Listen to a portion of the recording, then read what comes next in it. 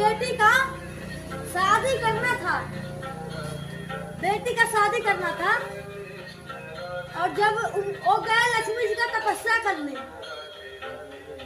और जब लक्ष्मी जी का तपस्या करने गए तो गांव वाले ने सोचा कि पंडित जी पता नहीं कहाँ गए, अभी तक तो आए नहीं। तो सभी लोग गांव वालों ने एकजुट होकर बोला कि चलो हम ही इनका शादी कर देते, शादी कर देते। तो जब उसकी शादी हो गई तो लक्ष्मी जी प्रसन्न हुई।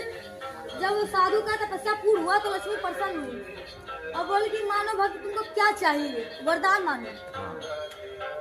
तो बोला पंडित जी ने कि हमको इतना धन दे दो कि हम अपने बेटी का शादी कर ले। इतना धन दे दो। तो बोली लक्ष्मी माता कि तुम्हारे बेटी का शादी तो हो गया, शादी तो हो गया। तो पंडित जी बोले कि नहीं तब और हमको कुछ नहीं चाहिए। तो लक्ष्मी बोले कि नहीं, तुमने कर्म किया है, कुछ तो लेना पड़ेगा, कर्म किया है, उसका फल तो तुमको लेना ही लेना पड़ेगा। तो पंडित जी बोले नहीं नहीं। तो लक्ष्मी जी बोली कि जाओ तुम 1 बरस राजा बन के जियोगे, 1 बरस, 1 बरस तक राज करोगे। तो पंडित जी ने बोला कि हमारा सब मतलब क्रिया धर्म नष्ट हो जाएगा अगर हम राजा बन जाएंगे। तो पंडित जी ने सोचा कि अगर हम अपना हत्या करते तो अपने हत्या का पाप लगेगा। तो पंडित जी ने सोचा कि चले राजा के दरबार में और कुछ ऐसा करे कि राजा हमको सुना दे फांसी का दंड, राजा हमको दंड दे। अगर कोई राजा फांसी देता है तो उसका मृत्युकाल नहीं माना जाता है।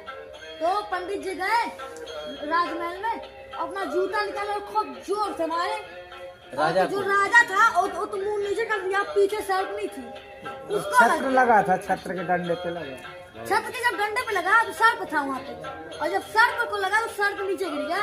और सभी लोग जो राजमहल में थे बोले कि इसको पकड़ लो, इसने पाप किया, राजा को जूता मारना है, इसको पकड़ लो। जब सभी लोग पकड़ लिए तो राजा को कुछ समझ में नहीं आया।